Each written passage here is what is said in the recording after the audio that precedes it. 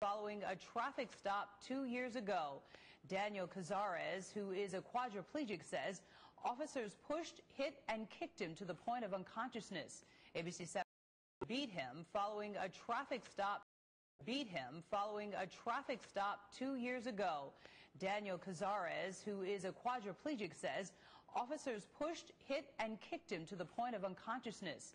ABC 7's Karen Jordan is here now with more on the lawsuit that was filed today. Karen? Well, Cheryl and Ron, this federal lawsuit is seeking unspecified damages against 7 officers and the city of Chicago. Carares' attorney says his client was abused by police, then prosecuted for causing the disturbance. I can't do anything for myself. I mean, I'm sitting in a wheelchair, for God's sakes. Daniel Carares was injured in a car crash nearly 6 years ago, hit by a drunk driver. The 28-year-old says he tried to tell Chicago police officers that he's a quadriplegic, but instead, he says they attacked him one night in October of 2006. I would like to know why them officers did what they did. Carares says he was in a car with his brother sitting in the passenger seat when a group of officers pulled them over near his home at 103rd and Avenue M. In a federal lawsuit filed today, Carares' attorney says his client's brother was targeted first. They handcuffed him based upon the belief, they say, that the occupants of the car had been smoking marijuana.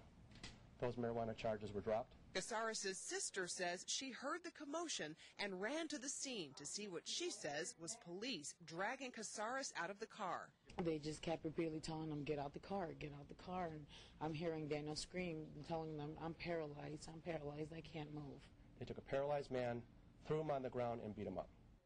Carares was hospitalized with bruises and contusions, but was charged and found guilty of resisting arrest, a ruling his attorney plans to appeal because he says one officer claimed Carares hit her.